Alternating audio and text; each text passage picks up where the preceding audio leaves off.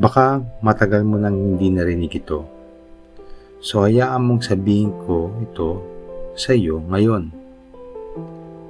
Anak, nakikita kita.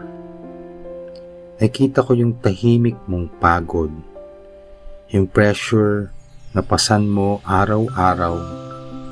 Habang iniisip mo, sapat ba yung kinikita ko? Sapat ba yung ginagawa ko? Maayos ba akong asawa? Maayos ba akong ama?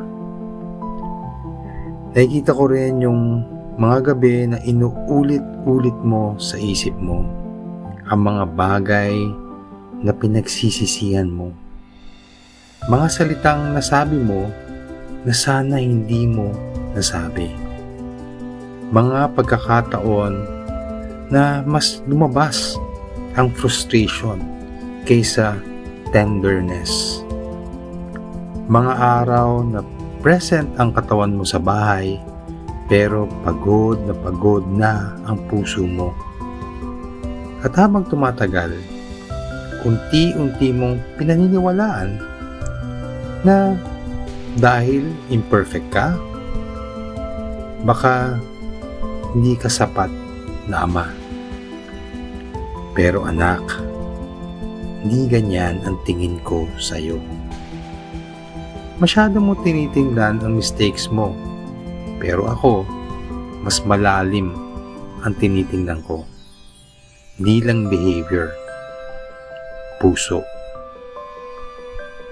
Because the Lord sees not as man sees. Man looks at the outward appearance, but the Lord looks on the heart. 1 Samuel 16:7. Pag tinitignan kita, nakita ko ang isang puso na patuloy pa ring lumalaban. Hindi perfect, pero present.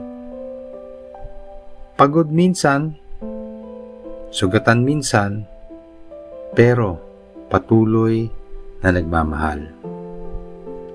At gusto kong maalala mo ito bago ka pa tinawag ng mga anak mo na Daddy, Papa, Tatay. Ako muna ang unang tumawag sa iyo na anak. Hindi nagsimula ang identity mo sa pagiging ama. Ang identity mo nagsisimula sa akin. At kahit iniisip mo minsan na nadidismaya ako sa iyo, pakinggan mo ang sabi ko sa sulat ni Apostol Pablo sa Romans 8. Nothing can separate us from God's love, neither death nor life, neither angels nor demons, neither our fears for today nor our worries about tomorrow. Not even the powers of hell can separate us from God's love.